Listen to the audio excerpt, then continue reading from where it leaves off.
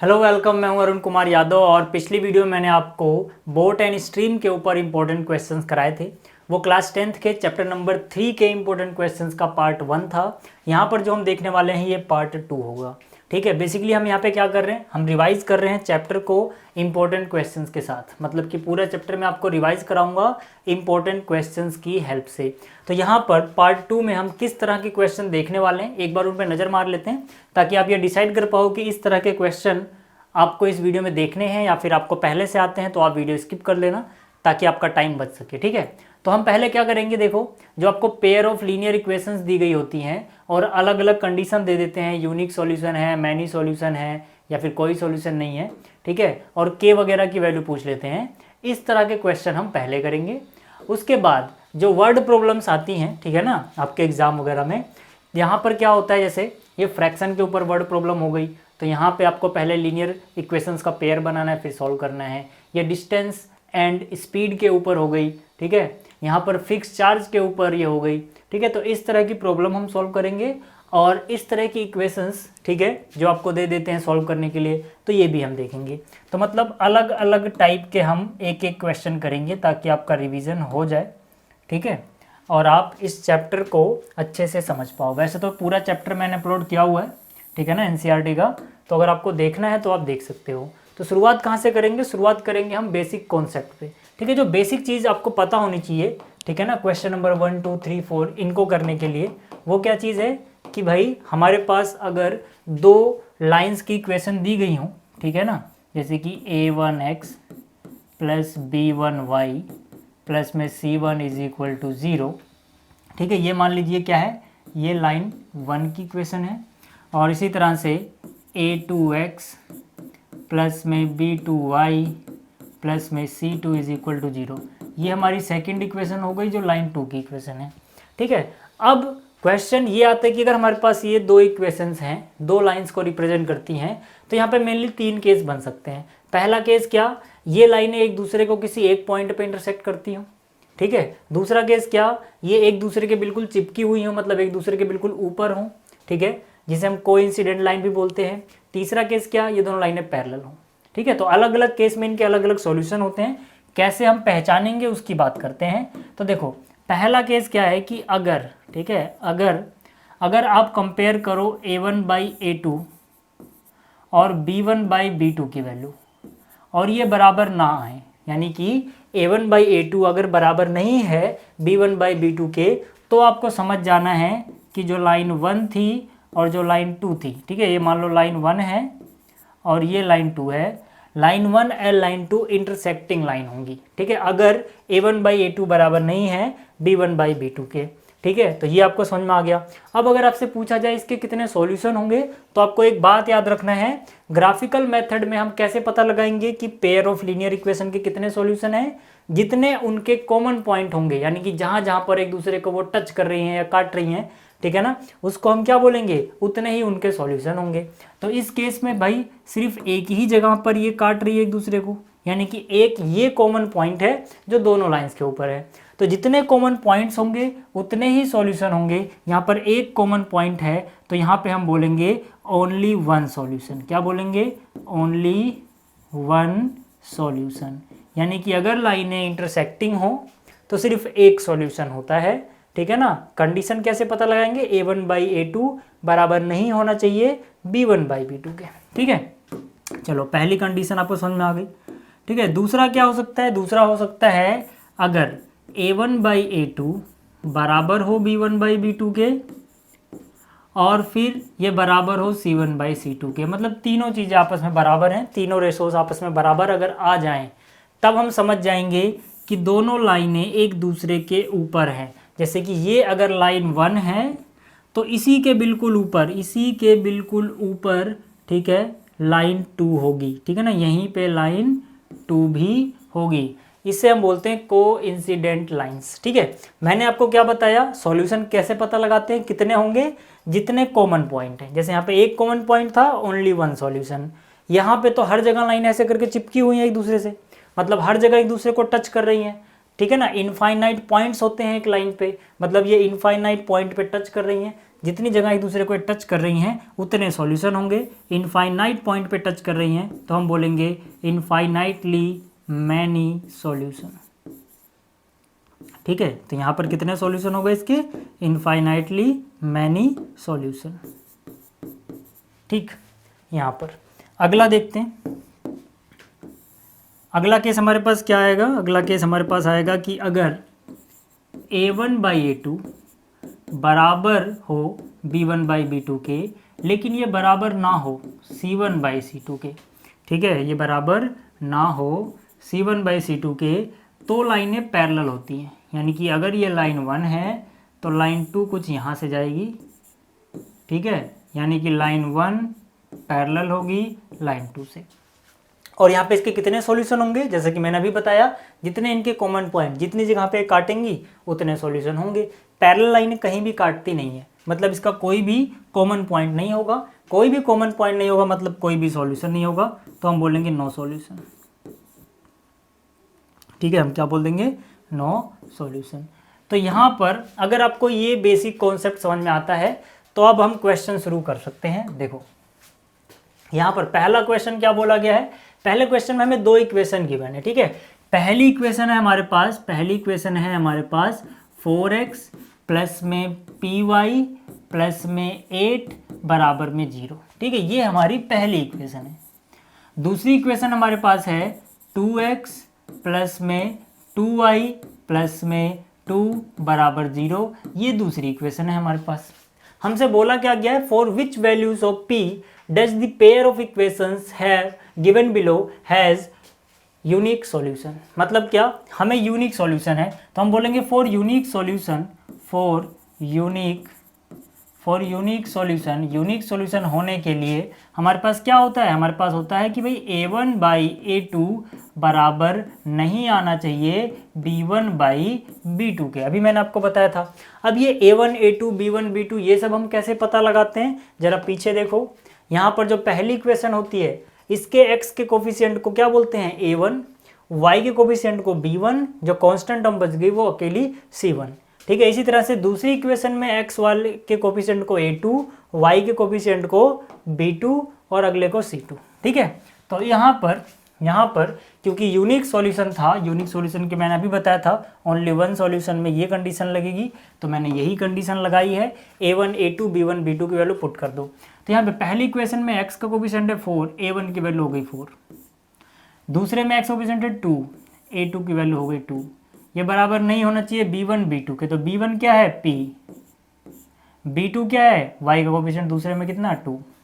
ठीक है, तो 2 से 2 काट सकते हो आप यहाँ पे, वैसे भी जब इधर ले जाएंगे। ठीक है ना, कटी जाना, अभी काट लो। तो यहाँ पर p जो है वो बराबर नहीं है, p जो है वो बराबर नहीं है किसके? 4 के। नीचे तो कट के 1 बचा है। तो यहाँ पर क्या ये हमारा आंसर है? नहीं, ये हमारा आंसर नहीं है। क्यों नहीं है? क्योंकि ये है p जो नहीं होना चाहिए। p 4 के बराबर नहीं होना चाहिए। हमसे क्वेश्चन में ये नहीं पूछा क्या नहीं होना चाहिए, हमसे क्वेश्चन में पूछा है p की वैल्यू क्या होनी चाहिए। तो यहाँ तक अगर आप आंसर लिख के छोड़ दोगे तो हो सकता है आपके मार्क्स कट जाएं। ठीक है, क्योंकि हमसे क्या पूछा था कि क्या वैल्यू होनी चाहिए, हमने तो ये लिखा है ना p 4 नहीं होना चाहिए। तो हमें लिखना पड़ेगा p can have any value except 4। मतलब कि p 4 के अलावा कोई भी वैल्यू हो सकती है, p के पास 4 नहीं हो सकता। ठीक है, ये आपको अलग से लिखना पड़ेगा। p is not equal to 4 का ही तो मतलब हुआ कि 4 के अलावा कुछ भी हो, कोई दिक्कत नहीं, 4 नहीं होना चाहिए। ठीक है, तो ये था पहला क्वेश्चन जो यहाँ पर मैंने सेलेक्ट किया था। दूसरा क्वेश्चन जो सेलेक्ट किया है, जरा एक बार इसको देखो और समझो पहले। ठीक, क्या बोला गया यहाँ पे कहा है कि भाई हमारे पास है पेयर ऑफ लीनियर इक्वेशन। ठीक है, अगर जो ये पेयर ऑफ लीनियर इक्वेशन, ये पहली इक्वेशन ये दूसरी equation has infinitely many solutions then find the value of k। यहाँ पर देखो इनफाइनाइटली मैनी सॉल्यूशन है। पहली इक्वेशन क्या है? इसको मैं थोड़ा छोटा करके लिख देता हूँ इक्वेशंस। पहली इक्वेशन देखो क्या है? पहली इक्वेशन जो हमारे पास है वो है 10x। ठीक है, वो क्या है? 10x plus 5y minus k minus 5 is equal to 0। ये हो गई हमारी पहली इक्वेशन। दूसरी इक्वेशन क्या है 20x, दूसरी इक्वेशन है 20x प्लस में 10y माइनस में k बराबर में 0। ये है दूसरी इक्वेशन। हमसे बोला क्या गया है, कंडीशन क्या है, कंडीशन है इनफाइनाइटली मैनी सॉल्यूशन होने चाहिए। इनफाइनाइटली मैनी सॉल्यूशन के लिए क्या बताया था मैंने आपको, तीनों रेशो बराबर हो तो इनफाइनाइटली मैनी सॉल्यूशन होते हैं। ठीक है भाई, तो यहाँ पे आ जाओ एक बार, हम यहाँ लिखेंगे for infinitely many solution, for infinitely many solution. Infinitely many solution के लिए क्या होता है, उसके लिए होता है a1/a2 बराबर हो जाए b1/b2 के बराबर हो जाए c1/c2 के। आपको पूरा डिटेल में करके नहीं दिखाना होता, ज़्यादातर ये क्वेश्चन 1 नंबर में आते हैं, शॉर्टकट में आप सॉल्व कर लो। ठीक है, स्टेप गैप करके कोई दिक्कत नहीं है अगर 1 नंबर में है तो। ठीक है, डायरेक्ट आंसर पता लग जाए तो वो भी लिख सकते हो, मुझे समझाना है तो मैं हर एक स्टेप कर रहा हूँ। ठीक, a1/a2 10/20 हो गया। ठीक है, b1/b2 5/10 हो गया। c1/c2, c1 क्या है माइनस का k-5 और c2 क्या है माइनस का k, माइनस से माइनस कट गया। ठीक है, इसको काटोगे 1/2 हो जाएंगे दोनों के दोनों। ठीक है, 5 एकम 5, 5 दूनी 10, ऐसी 10 एकम 10, 10 दूनी 20, 1/2 हो गए। दोनों से कंपेयर करना होता है इसको, लेकिन यहाँ पर तो दोनों ही 1/2 आ रहे हैं, किसी एक से कंपेयर कर लो। ठीक है, तो हम क्या करेंगे, हम यहाँ पे क्या है, यहाँ पर हमारे पास है k-5, देखो k-5 और नीचे क्या बचा है, नीचे बचा है k। ठीक है ना, ये जो k है ये यहाँ पे बचा हुआ है, इसको थोड़ा अच्छे से लिख देता हूँ। ठीक है, यहाँ पर था माइनस k, माइनस से माइनस कट गया था, k बचा हुआ है। ठीक है, ये चीज़ बची है, ये चीज़ किसके बराबर होनी चाहिए 1/2, इधर भी 1/2 है। ठीक है, तो मतलब ये चीज़ 1/2 के बराबर लिख दो यार। 2 को इधर लाओ, 2 × k कितना हो जाएगा 2k, 2 × -5 कितना हो जाएगा -10, k × 1 कितना हो जाएगा k हो जाएगा। इस k को इधर लाओगे, 2k में से एक k गया, k बचेगा, -10 को उधर ले जाओगे +10 हो जाएगा, मतलब k की वैल्यू कितनी होनी चाहिए, k की वैल्यू 10 होनी चाहिए। अगला जो क्वेश्चन है देखो, अगला क्वेश्चन भी पिछले क्वेश्चन का भाई है। ठीक है, इस क्वेश्चन में हमें 2 इक्वेशंस दी गई हैं। ठीक है, 2 इक्वेशन कौन कौन सी हैं, ये देखो, ये है हमारी पहली इक्वेशन और ये है हमारी दूसरी इक्वेशन।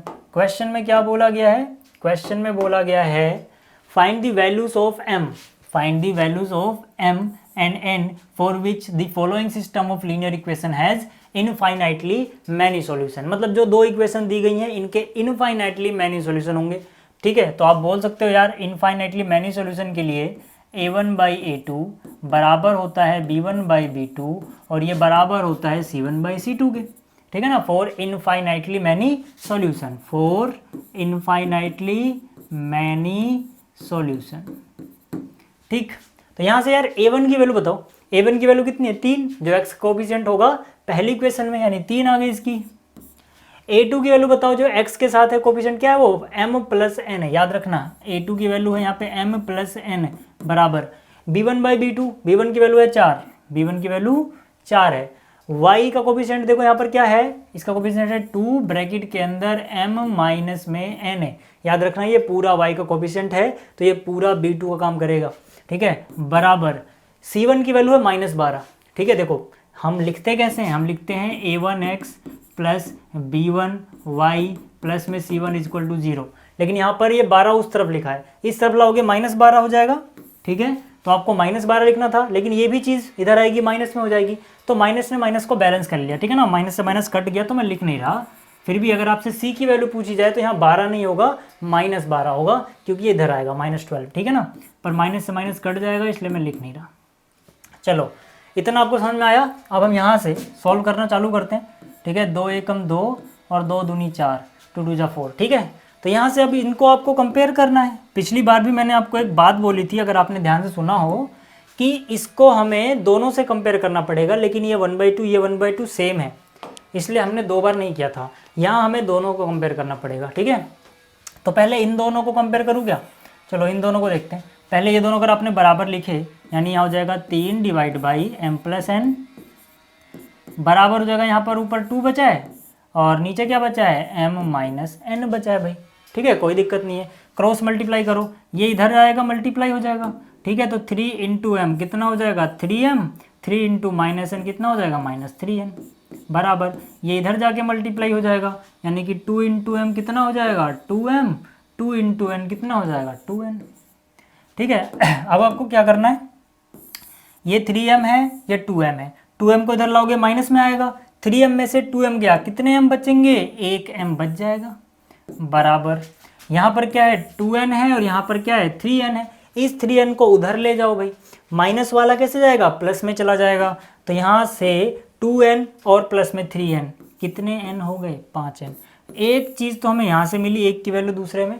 ठीक है, इसको अभी यहीं पे छोड़ते हैं, आगे बात करते हैं। ठीक है, अब देखो पहले मैंने इसको और इसको कंपेयर कर लिया, अब मैं इसको और इसको भी कंपेयर कर सकता हूँ, वो भी तो इक्वल है ना। ठीक है, किसी को भी कर लो, चाहे आप इसको इससे कर लो या फिर इसको इससे कर लो आप। ठीक है, इन दोनों को तो कर चुके हैं, तो मैं इसको और इसको कर रहा हूँ। पहले देखो यहाँ पर क्या है 3 divide by m plus n, और यहाँ पर क्या है, यहाँ पर है 12 डिवाइड बाई 5m माइनस में 1। ठीक है, तो इसको और इसको मैं कंपेयर कर रहा हूँ। चलो ये इधर आएगा गुणा में, तो 3 इंटू 5 15 हो गया, 3 इंटू माइनस 1 3 हो गया, 12 इंटू एम 12m हो गया और 12n हो गया। यहाँ तक तो कोई दिक्कत नहीं होगी। m वाला एक तरफ लाओ, ये 12m, देखो यहाँ पे 15m है और यहाँ पे 12m है, 12m आएगा माइनस में। ठीक है, तो 15 में से 12 गया, 3m बच जाएंगे, यानी 3m यहाँ पे बचा, बाकी उधर ले आते हैं ना। यहाँ पर क्या है 12n, पहले से 12n है, यहाँ पे -3 उधर जाएगा, +3 में जाएगा। अब जरा अगर इसको मैं इक्वेशन 2 बोलूँ, तो क्या इक्वेशन 2 में 1 में से इसको 1 बोलूँ, ये वैल्यू पुट कर सकते हो, बिल्कुल कर सकते हो यार। ठीक है ना, वैसे तो ये 3 हो जाएगा, इसको 4 बोलते हैं। ठीक है ना, क्योंकि 1 2 हमें दिया हुआ था। तो जो 3 में है m की वैल्यू कितनी है 5n है, 5n m की जगह पुट कर दो, 3 m की जगह क्या पुट करा 5n, तो यहाँ आ गया 5n बराबर क्या है 12n प्लस में 3, तो 3 पंजे 15 होता है, बराबर में 12n जमा में 3 है, 12n आएगा माइनस में, 15 में से 12 गया 3 बचा, बराबर में 3 है, 3 से 3 कट जाएगा, n की वैल्यू 1 आ जाएगी। n की वैल्यू 1 आई, m की वैल्यू कितनी हो जाएगी भाई, n की वैल्यू अगर 1 है तो यहाँ पर 1 पुट करो, इंटू में क्या है 5। ठीक है ना, तो 5 इंटू 1 कितना हो जाएगा 5 हो जाएगा, मतलब m की वैल्यू 5 आएगी, n की वैल्यू 1 आएगी। हमसे m और n पूछा था, हमने बता दिया। ठीक, अगला क्वेश्चन। ठीक है, अगला क्वेश्चन भी देखो यही है। ठीक है, for what value of k following pair of linear equation have infinitely many solution. तो भाई इसके इनफाइनाइटली मैनी सॉल्यूशन है। ठीक है, ये थोड़ा अलग है क्योंकि इसमें हमें दोनों केस को चेक करने की जरूरत पड़ेगी, इसीलिए मैंने इसको जानबूझ कर रखा। ये मत सोचना इससे पहले 2 क्वेश्चन जो थे वो इनफाइनाइटली मैनी पे ही थे, इसको क्यों ले लिया। इस क्वेश्चन से आपको काफ़ी कुछ सीखने को मिलने वाला है, ध्यान से देखो। यहाँ पर क्या है, यहाँ पर ये हो गई अपनी पहली इक्वेशन, ये हो गई इतनी दूसरी इक्वेशन। ठीक, चलो अब इनफाइनाइटली मैनी के लिए a1/a2 बराबर b1/b2 बराबर c1/c2 होगा। तो a1 क्या है यहाँ पर k, ठीक है, a1 की वैल्यू ही k है, बाई a2 x के साथ यहाँ 12 है, बराबर b1 क्या है यहाँ पर 3, और यहाँ पे y के साथ क्या है k, a1/a2 बराबर b1/b2 बराबर c1/c2 होना चाहिए। c1 कितना है -k-3, और यहाँ पर क्या है -k। ठीक है, चलो माइनस से माइनस तो गया। अब यहाँ पर मुझे क्या करना है, दोनों को कंपेयर करना है, तो पहले इन दोनों को कंपेयर करते हैं। इन दोनों को सोल्व करूँ अगर मैं, सिर्फ इतने को, उसको भूल जाओ, सिर्फ इतने को अगर मैं सोल्व करूँ तो k इंटू के, ठीक है ना, k इंटू के क्या हो गया k का स्क्वायर। ठीक है, या तो मैं लिख ही देता हूँ, पहले मैं क्या कर रहा हूँ लिख देता हूँ। सबसे पहले मैं कंपेयर कर रहा हूँ k/12 और 3/k को, तो k इंटू के क्या हो गया k का स्क्वायर, 12 तियाँ कितना हो गया 36, तो k कैसे निकालोगे, अंडर रूट में चला जाएगा 36, स्क्वायर हटा दिया, अंडर रूट में जाता है तो प्लस माइनस में जाता है, आप याद रखना। 36 का अंडर रूट हो गया 6, मतलब प्लस माइनस 6 तो यहाँ से आएगा। तो क्या हम ये बोल सकते हैं कि k की वैल्यू +6 भी है -6 भी? अभी नहीं बोल सकते, क्योंकि हमें दूसरा केस भी देखना पड़ेगा, जो वैल्यू दोनों को सेटिस्फाई करेगी वही आंसर होगा। और यही मैंने बोला था, ये क्वेश्चन आपको कुछ ना कुछ सिखा के जाएगा।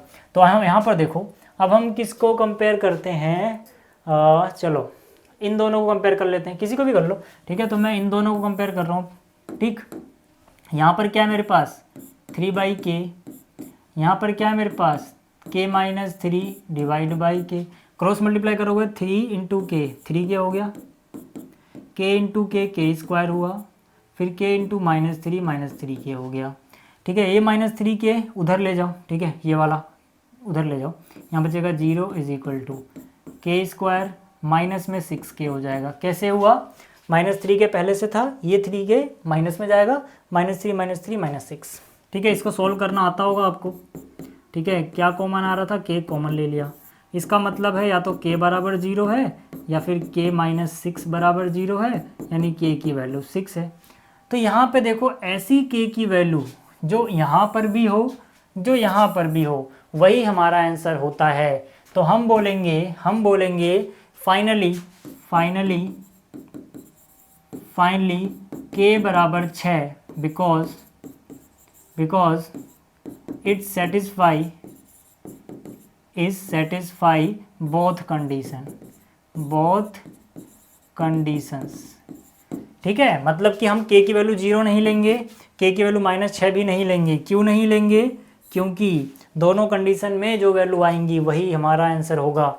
तो यहाँ से k की वैल्यू 6 आ रही थी, -6 भी आ रही थी, यहाँ पे 6 आ रही है प्लस का सिर्फ, तो +6 तो दोनों के पास है। तो हमारा फाइनल आंसर होगा, क्या कर दिया, ये मिटा दिया, चलो वापस कर देते हैं। ठीक है, हमारा जो फाइनल आंसर होगा क्या होगा, k की वैल्यू 6 होगी। ठीक, तो ये आपको समझ में आ गया होगा क्वेश्चन। अगला देखते हैं अब।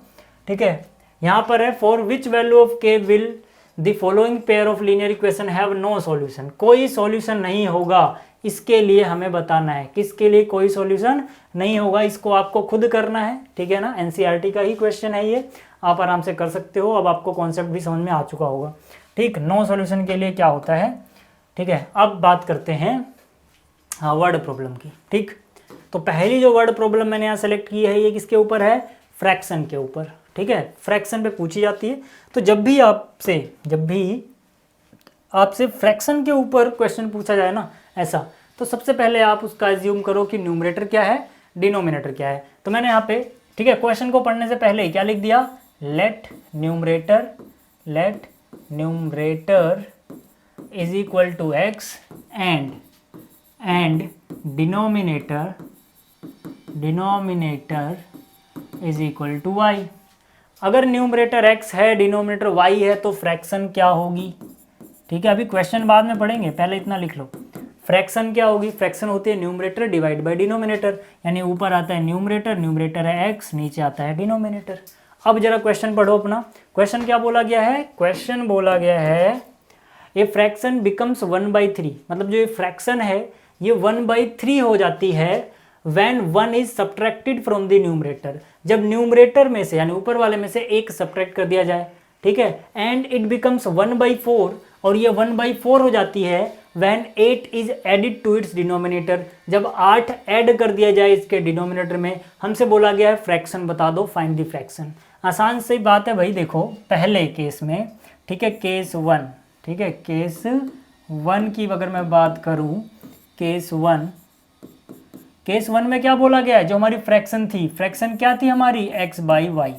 ठीक है, ये हमारी फ्रैक्शन थी, यही फ्रैक्शन 1/3 हो जाती है, यानी ये किसके बराबर हो जाएगी, 1/3 के। कब, जब हम एक सब्ट्रैक्ट कर देंगे न्यूमरेटर में से, न्यूमरेटर x है उसमें से एक सब्ट्रैक्ट कर दोगे, ये 1/3 हो जाएगी। ये केस 1 था। केस 2 क्या कहता है, केस 2 कहता है एंड इट बिकम्स 1/4, मतलब यही फ्रैक्शन 1/4 हो जाएगी। फ्रैक्शन क्या थी, x/y, ये 1/4 हो जाएगी। कब होगी, when 8 इज एडिड, कहाँ पर एडिड, डिनोमिनेटर में, मतलब डिनोमिनेटर में आप 8 ऐड कर दो, ये फ्रैक्शन हो जाएगी 1/4। ठीक है, अब यार यहाँ से तो कुछ रह नहीं जाता इस क्वेश्चन में, है ना, नकली क्वेश्चन बन गया ये। ठीक है, सॉल्व कर लेते हैं इसको। 3 ऐसे मल्टीप्लाई करो क्रॉस में, 3 × x 3x, 3 × -1 -3 बराबर y × 1 y। अब इसको ऐसे ही रहने दो ना, क्यों रहने दो ऐसे ही, कैसे पता लगा, अरे यार y की वैल्यू अकेले मिल रही है ना इसमें, तो y की वैल्यू पुट कर लेंगे जब जरूरत पड़ेगी। तो y को ऐसे ही छोड़ दो, जहाँ पे y होगा वहाँ पे 3x -3 पुट कर लेंगे। इसको सॉल्व करते हैं, इधर लाओ। ठीक है, कितना हो जाएगा, 4 × x 4x बराबर y + 8 1 से मल्टीप्लाई होगा इधर जाके, तो यार 1 से मल्टीप्लाई करने पे तो कोई फर्क ना पड़ रहा, वही रहेगा। अब यहाँ से इसको अगर मैं इक्वेशन 1 बोलूँ, इसको इक्वेशन 2 बोलूँ, तो क्या मैं 2 में 1 पुट कर सकता हूँ? बिल्कुल पुट कर सकता हूँ, ठीक है ना। तो पुट y कितना है? y बराबर है 3x minus 3। Put y is equal to 3x minus 3। Put कर दो यार। यहाँ पर क्या है? 4x बराबर, यहाँ पे y है और y की जगह हमें क्या पुट करना है? y की जगह हमें पुट करना है 3x माइनस 3। चलो y की जगह, इसकी जगह मैंने पुट किया 3x माइनस 3 और ये प्लस 8 तो बचा हुआ है, लिख दो, क्या दिक्कत है, ठीक। तो ये 3x, ये 4x, ठीक है। 3x आएगा माइनस में, तो 4x में से 3x गया, x बचा, और यहाँ से इन दोनों को देखो, 8 में से 3 घटा दो, 8 और ये माइनस का 3, 8 में से माइनस 3 कितना बचेगा? 5 बचेगा भाई। अगर x 5 है, y की वैल्यू आप आराम से बता सकते हो यार। y कितना है? 3x माइनस 3, यहाँ से देखो, ठीक है। तो इसके बाद आप कह सकते हो कि y कितना आएगा? 3x माइनस 3, x की वैल्यू है 5, तो यहाँ से y की वैल्यू, x की वैल्यू 5 रखोगे, 5 गुणा 3 15 हो जाएगा, 15 में से 3 गया, 12 बचेगा।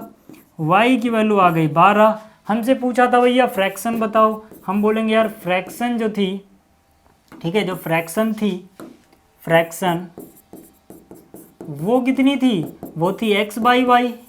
x की वैल्यू कितनी आई? 5, y की वैल्यू कितनी आई? 12, मतलब फ्रैक्शन कितनी हो जाएगी? 5/12। कुछ नहीं था, नकली सवाल था, ठीक। आगे चलते हैं। बट ऐसे क्वेश्चन पूछे जाते हैं, मेरे नकली बोलने का ये मतलब नहीं है कि ऐसे क्वेश्चन एग्जाम में नहीं आएंगे, ठीक है। ऐसे फ्रैक्शन वाले क्वेश्चन अक्सर आपको देखने को मिलेंगे एग्जाम में, ठीक है। तो आपको कॉन्सेप्ट समझ में आना चाहिए। चलो आगे चलते हैं। अगला क्वेश्चन देखो, बहुत मस्त क्वेश्चन है, ठीक है। काफ़ी बच्चों को थोड़ा हार्ड भी लगता है, बट हार्ड जैसी इसमें कोई बात है नहीं, ठीक है। मैं भी कराऊंगा, आपको लगेगा यार ये कितना नकली सवाल था, बेकार में अभी तक हार्ड लगता रहा। देखो पहले समझते हैं इसको, क्या बोला गया क्वेश्चन में। क्वेश्चन में बोला गया है places A and B are 100 kilometre apart on a highway. मतलब दो जगह है, एक प्लेस ए है, ठीक है, ये प्लेस ए हो गया, ये प्लेस बी हो गया, ठीक है ना। ये है प्लेस ए, ये है प्लेस बी। इनके बीच का डिस्टेंस कितना है? इनके बीच का डिस्टेंस है 100 किलोमीटर, ठीक है। हाईवे के ऊपर है ये, 100 किलोमीटर इनके बीच का डिस्टेंस है। One car starts from A and another start from B. मतलब कि एक कार ए से चलना शुरू करती है और दूसरी कार बी से चलना शुरू करती है एट द सेम टाइम, ठीक है। तो जो ए से चलना शुरू करती है, मान लेते हैं कि उसकी स्पीड है x किलोमीटर प्रति घंटा, और जो बी से चलना चालू करती है कार, उसकी स्पीड है y किलोमीटर प्रति घंटा। मतलब कि हर एक घंटे में y किलोमीटर कवर करती है, और जो ए से चलती है वो हर एक घंटे में x किलोमीटर कवर करती है। क्या दिक्कत है? आगे चलते हैं। आगे बोला गया है if the car travel in same direction. अगर कार सेम डायरेक्शन में, मतलब ये कार इधर जाए तो ये भी इधर जानी चाहिए, अगर ऐसा होता है तब ये दे मीट इन 5 आवर्स, तब इनको 5 घंटे का टाइम लगता है। 5 घंटे बाद ये मिल जाएंगे एक दूसरे को, ठीक है। मान लेते हैं यहाँ पे जाके मिल जाती हैं, तो ए यहाँ पे गई होगी, बी यहाँ पे गई होगी, 5 घंटे लगे होंगे, मिल गई होंगी। If they travel towards each other, मतलब कि अगर एक इधर चलती है एक इधर चलती है, then they meet in 1 hour, तब वो 1 घंटे में मिल जाती हैं, ठीक है। हमसे पूछा गया what are the speed of car, मतलब एक्स और वाई बताना है, ठीक है। क्वेश्चन तो आपको समझ में आ गया, बट इसको करके दिखाएंगे कैसे। देखो मान लेते हैं ये प्लेस ए है जहाँ से पहली कार चलना चालू करेगी, ये प्लेस बी है जहाँ से दूसरी कार चलना चालू करेगी। जो ए से चलती है उसको मैं कार ए बोल दे रहा हूँ, जो बी से चलती है उसको कार बी बोल देता हूँ, ठीक है। अब यहाँ से केस 1 की बात करूँ तो केस 1 में बोला गया था दोनों सेम डायरेक्शन में जाती हैं, यानी कि दोनों की डायरेक्शन एक ही तरफ होगी। ये अगर इधर जा रही है तो ये भी इधर ही जाएगी। जब ऐसा होता है, ठीक है, तो इनके बीच में जो शुरुआत में गैप था वो कितना था? 100 किलोमीटर का। लेकिन 5 घंटे बाद ये दोनों मिल जाती हैं। जब दो लोग सेम डायरेक्शन में जा रहे होंगे, जैसे दोनों इधर जा रही हैं, तो ये कहीं ना कहीं इधर जाके मिली होंगी, इससे पहले तो मिलेंगी नहीं भाई, ठीक है ना। तो यानी कि मान लेते हैं चलो कि दोनों की दोनों यहाँ सी प्लेस पे आके मिल गई, ठीक है। 5 घंटे बाद दोनों यहाँ पे आके मिल गई, ठीक है। तो इससे हमें क्या क्या पता लगेगा वो बात करते हैं। देखो सबसे पहले हम मान लेंगे हमें क्या क्या एज्यूम करना है। तो मैंने लिखा लेट स्पीड ऑफ कार ए, ठीक है। पहले एज्यूम कर लेते तब आपको क्वेश्चन ज़्यादा समझ में आएगा। Is equal to x kilometre per hour. इसी तरह से let speed of car B is equal to y kilometre per hour, ठीक है, ये पहले मैंने जानबूझ के एज्यूम कर लिया ताकि आप समझाने में आसानी रहे। ठीक है ना, ए की स्पीड को मैंने क्या माना है, x किलोमीटर पर आवर, और बी की स्पीड को क्या माना है, y किलोमीटर पर आवर। ठीक, अब देखो केस 1 की बात करूँ अगर मैं, केस वन में क्या है, इन सेम डायरेक्शन चल रही हैं दोनों। ठीक है, इन सेम डायरेक्शन। ठीक है, दोनों की दोनों सेम डायरेक्शन में चलती हैं, तो कितनी देर बाद मिल जाती हैं, 5 घंटे में मिल जाती हैं। तो यार एक बार बताओ, अगर आपकी speed x kilometre per our है तो इसका क्या मतलब समझते हो, इसका मतलब समझते हो कि हर एक घंटे में x किलोमीटर जाएगी, यानी 1 घंटे में x किलोमीटर, 2 घंटे में 2x किलोमीटर, 3 घंटे में 3x किलोमीटर, तो 5 घंटे में कितना जाएंगी ये, 5x किलोमीटर। भाई टाइम है 5 घंटे बाद मिलती हैं, तो 5 घंटे में ए ने यहाँ से चालू करना और यहाँ पे पहुँचना है। ठीक है, हर एक घंटे में 1x किलोमीटर जाती है, तो 5 घंटे में ये 5x किलोमीटर गई होगी। सिंपल सी बात है। और b कहाँ से कहाँ तक गया है, b यहाँ से यहाँ तक गया है उतने ही टाइम में, तभी तो दोनों एक जगह मिल गए। तो b कितने किलोमीटर गया होगा, b 1 घंटे में y किलोमीटर जाता है, तो 5 घंटे में 5y किलोमीटर जाएगा, मतलब ये डिस्टेंस हो गया 5y। ये डिस्टेंस कितना हो गया, 5y। तो यहाँ पे हम बोल सकते हैं केस 1 में distance covered by A in 5 hours. ठीक है, ए की जगह कार ए लिख लेना। ठीक है, car A by car A in 5 hours is equal to 5 घंटे में कार ए ने 5x किलोमीटर कवर किया। इस तरह से distance covered by car B कितनी देर में, 5 ही घंटे में, क्योंकि 5 घंटे मिलती हैं, कितना 5y, यही होगा। अब सिंपल सी बात है, ये हमें इम्प्लाई करेगा कि अगर हम 5x में से 5y घटाएं तो आंसर आएगा 100। अब अगर ये लाइन किसी को समझ में नहीं आए तो यहाँ से समझ सकते हो, इन दोनों के देखो b यहाँ पर था, a यहाँ पर था, इन दोनों के बीच का जो गैप है 100 है, इन दोनों के बीच का जो गैप है 100 किलोमीटर का है।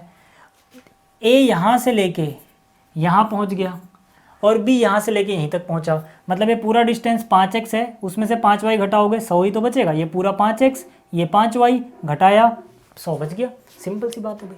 ठीक है, अब इसी को अगर आप डिवाइड कर दो 5 से, तो 5 डिवाइड बाई 5 1x बचा, यहाँ पे y बचा, 100 को 5 से डिवाइड करोगे 20 बचेगा, थोड़ी इक्वेशन छोटी हो जाएगी। तो यार पहला केस तो आपको एकदम अच्छे समझ में आ गया होगा। दूसरे की बात करते हैं। ठीक है, दूसरा केस थोड़ा अलग है। ठीक है, दूसरे केस में क्या है, दूसरे केस में दोनों सेम डायरेक्शन में चलती हैं। चित्र आप ना भी बनाओ ना, कोई दिक्कत नहीं, वो मैं समझाने के लिए बना रहा हूँ। ठीक, तो यहाँ पर अब प्लेस A है और यहाँ पे प्लेस B है, इनके बीच का डिस्टेंस फिर से वही है x किलोमीटर पर आवर, लेकिन इस बार कहानी बदल गई है, दोनों एक दूसरे की तरफ चलती हैं। अगर वो दोनों एक दूसरे की तरफ चलेंगी तो 1 घंटे में मिल जाएंगी। ठीक है, और इसकी स्पीड अभी भी x किलोमीटर पर आवर है, इसकी y किलोमीटर पर आवर है। ठीक है, लेकिन इस बार ये कितनी देर में मिल जाती हैं, इस बार ये 1 घंटे में मिल जाती हैं। तो यार 1 घंटे में, ठीक है, केस टू, ठीक है, केस 2 में क्या है, केस 2 में they travel towards each other. ठीक है, मतलब कि वो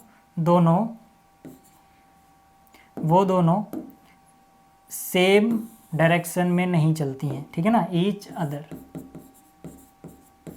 जब वो एक दूसरे की तरफ चलेंगी तो यार 1 घंटे में, ठीक है, जो कार ए है, कार ए,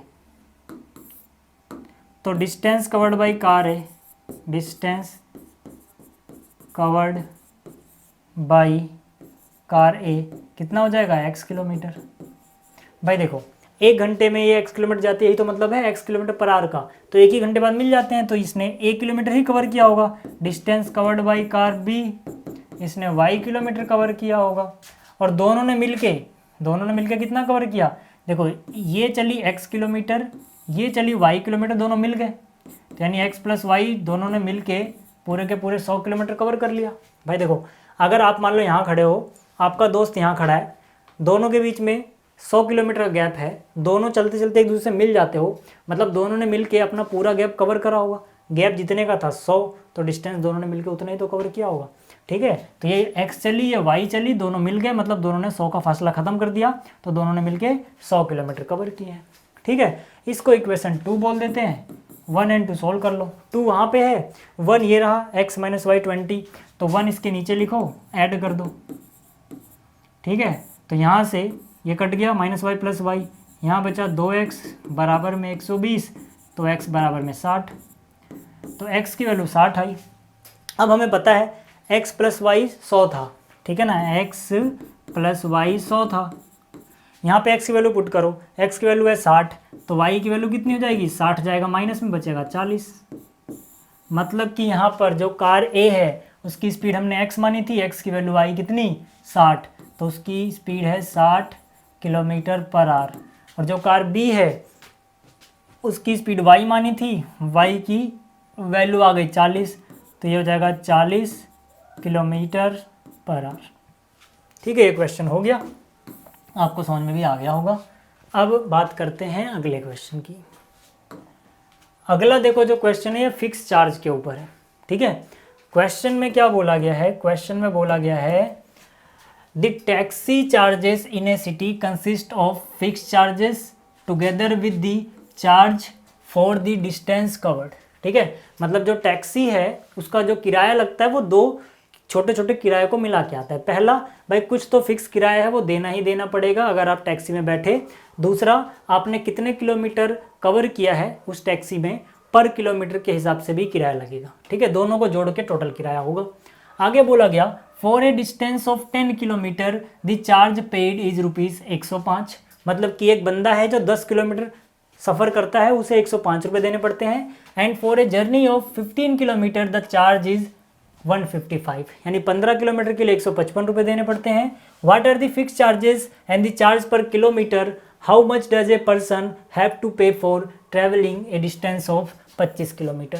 मतलब कि फिक्स चार्ज क्या है, पर किलोमीटर चार्ज क्या है, और अगर कोई 25 किलोमीटर का सफ़र करता है तो उसे कितना पैसा देना होगा ये बता दो। ठीक है, तो देखो हम क्या करेंगे, पहले एज्यूम कर लेंगे कि भाई फिक्स चार्ज कुछ है, तो लेट फिक्स चार्ज, ठीक है, जो फिक्स चार्ज है, फिक्स चार्ज वो है x रुपए। ठीक है, फिक्स चार्ज कितना है, x रुपए है। एंड चार्ज पर किलोमीटर, ठीक है, एंड को इधर लिखते हैं। ठीक है, एंड चार्ज पर किलोमीटर, यानी पर किलोमीटर के हिसाब से जो किराया लगता है वो y रुपए है हर 1 किलोमीटर का। ठीक है भाई, अब अकॉर्डिंग टू क्वेश्चन, ठीक है, क्वेश्चन में क्या बोला गया कि अगर कोई 10 किलोमीटर गया तो उसे 105 रुपये देने पड़े। ठीक है, तो हम बोलेंगे, ठीक है, कि भाई देखो 10 किलोमीटर गया तो उसे कितने रुपए देने पड़े, 105। कोई 10 किलोमीटर जाता है तो उसे 105 रुपये देने पड़ते हैं। अब ये 105 उसने कैसे दिए होंगे, जो चार्ज फिक्स है कि वो तो देना ही देना पड़ेगा, वो तो उसने दिया ही होगा। x तो फिक्स था, उसने x तो दिया ही दिया होगा। ठीक है, और ये y क्या है, हर 1 किलोमीटर पे y देना पड़ेगा। भाई चार्ज पर किलोमीटर का मतलब क्या है, हर 1 किलोमीटर पे y, 1 किलोमीटर पे 1 y, 2 किलोमीटर पे 2 y, तो बंदा गया कितने किलोमीटर है, 10 किलोमीटर। तो 10 किलोमीटर के लिए उसने कितने y दिए होंगे, 10 y दिए होंगे।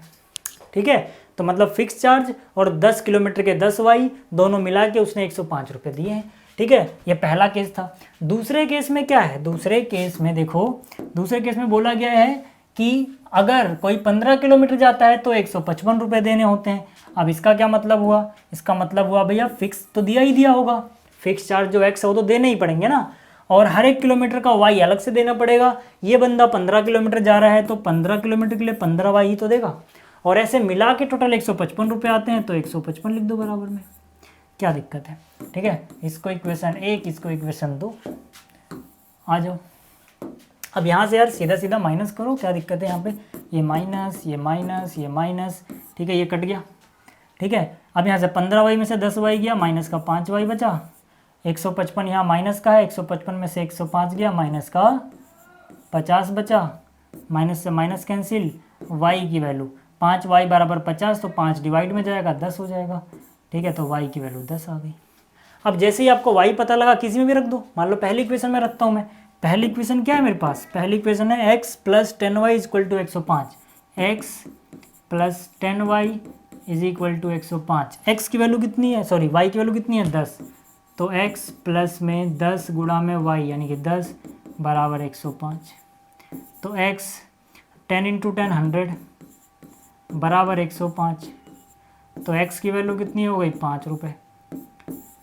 ठीक है भाई, क्योंकि 100 जाएगा माइनस में तो 105 माइनस 100 यानी 5 रुपये आ जाएगा। तो यहाँ से ये हो गया 5 रुपये। तो जो हमने फिक्स चार्ज बोला था x वो कितना रुपये आया 5 रुपये।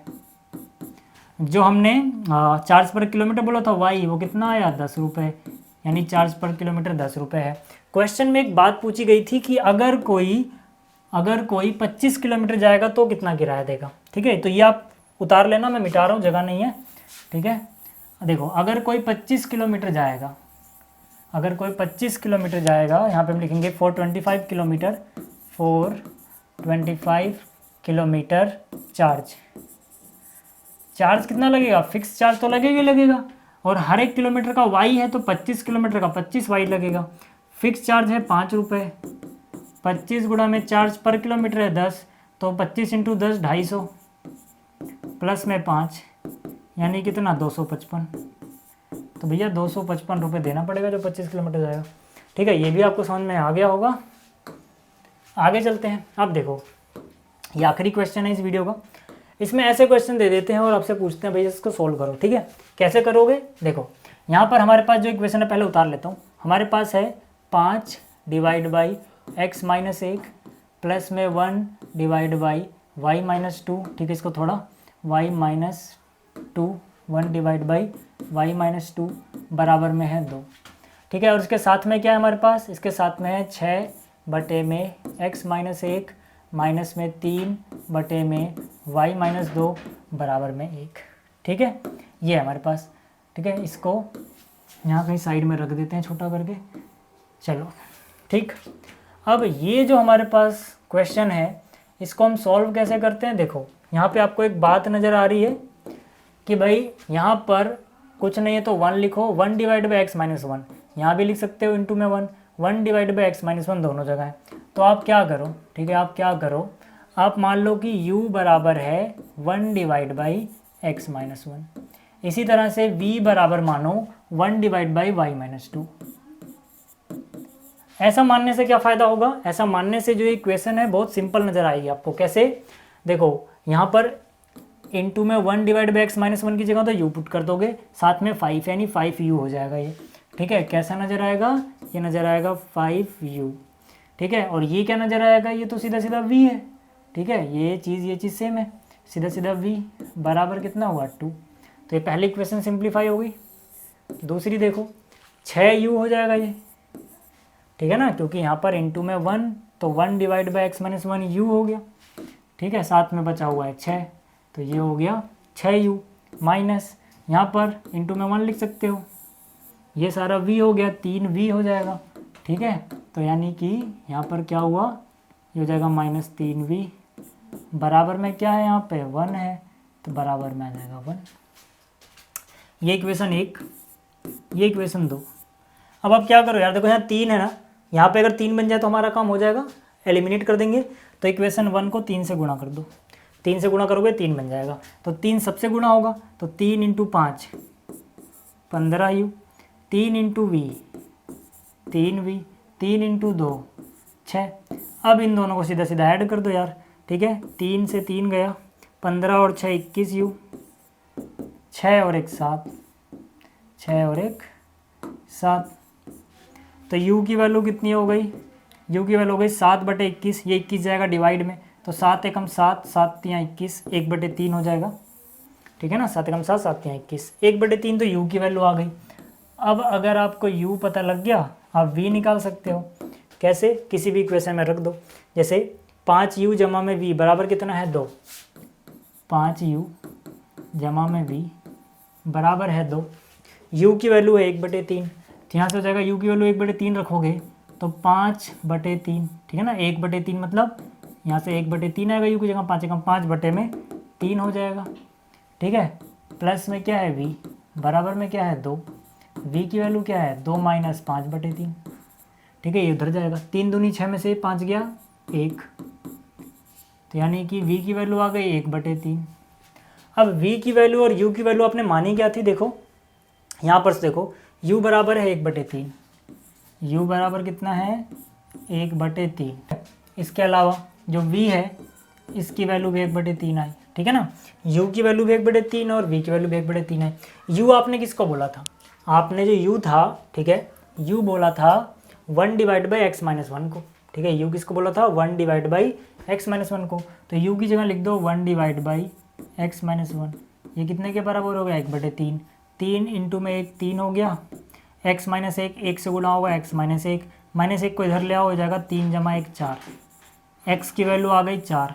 इसी तरह से v किसको बोला था आपने, v बोला था आपने 1/y-2 को, तो इसकी जगह 1/y-2 लिखा, बराबर आया 1/3। तो 3 एकम 3, y-2 इधर जाएगा, y की वैल्यू -2 इधर आएगा, प्लस हो जाएगा 3 और 2 5।